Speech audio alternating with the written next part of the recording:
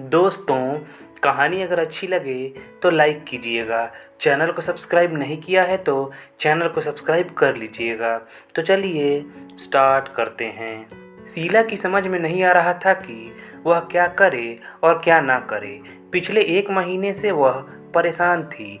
College बंद होने वाले थे।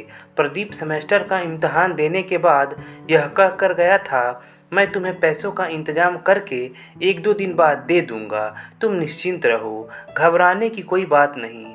पर है कहाँ वह? यह सवाल शीला को परेशान कर रहा था।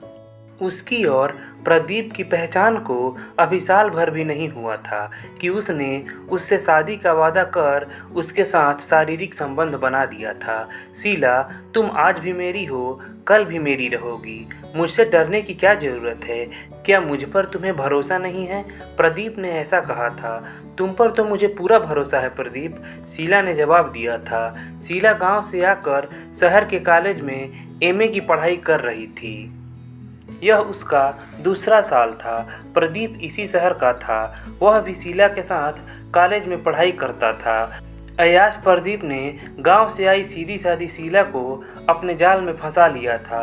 उसकी दोस्ती अब गहरी हो गई थी। इसका नतीजा शीला पेट से हो गई। जब शीला को पता चला कि उसके पेट में प्रदीप का बच्चा पल रहा है तो वह घबरा गई।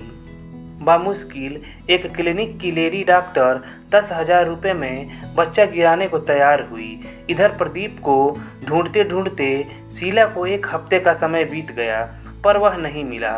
शीला ने उसका घर भी नहीं देखा था। शीला ने सोचा कि क्यों न घर जाकर कॉलेज में पैसा जमा करने के नाम पर पिता से रुपए मांगे जाएं। सोचकर वह घर आ गई।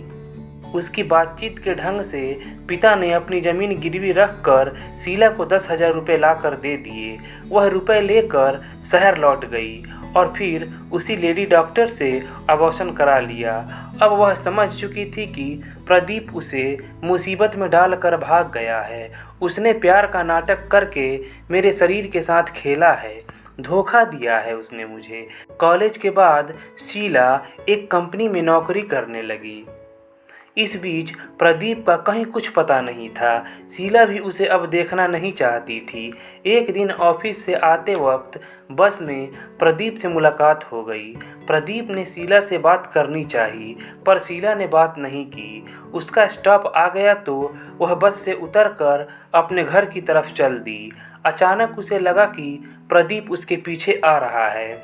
उसने पीछे मुड़कर देखा तो सच में प्रदीप उसके पीछे आ रहा था। उसे पीछे आता देख शीला घबराई और तेजी से अपने घर की तरफ बढ़ने लगी। घर पहुंचकर उसने दरवाज़ा बंद कर लिया। वह घबराई थी, उसकी सांसें तेज चल रही थी। तभी किसी ने दरवाज़ा खटखटाया। उसे समझते देर ना लगी कि प्रदीप ही होगा। उसने हिम्मत बांधकर पूछा, कौन?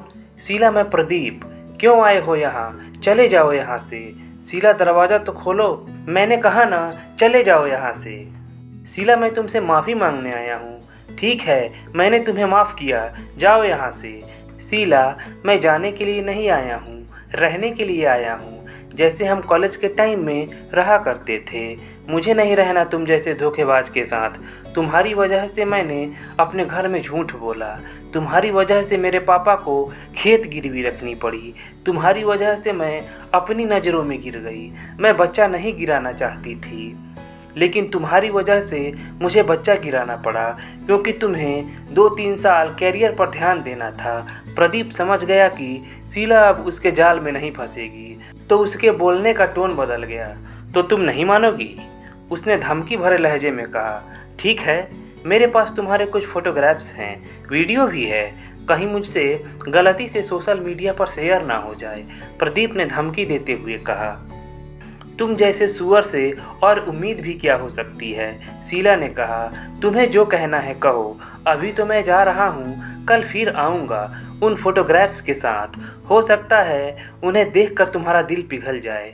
थोड़ी देर के लिए शीला घबरा गई। फिर उसने सोचा, अगर मैं प्रदीप के चुंगल में फंस गई तो मेरी ज़िंदगी नरक बन जाएगी। मुझे कुछ करना पड़ेगा, कुछ ऐसा करना पड़ेगा कि दोबारा वह मेरी तरफ आँख उठा कर ना देखे।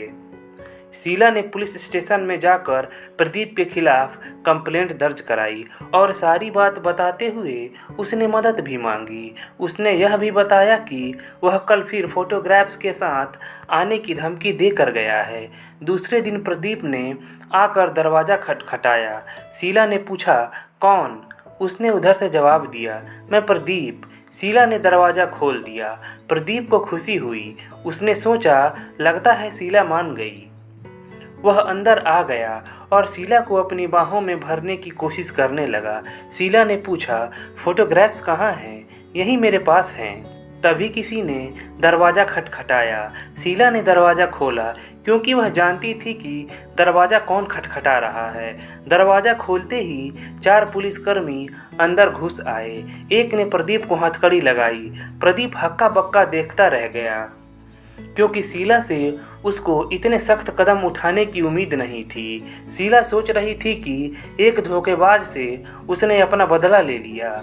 दोस्तों, अगर कहानी अच्छी लगी हो तो प्लीज़ लाइक कीजिएगा, चैनल को सब्सक्राइब कर लीजिएगा। चलिए मिलते हैं अगले कहानी वाले वीडियो में। धन्यवाद।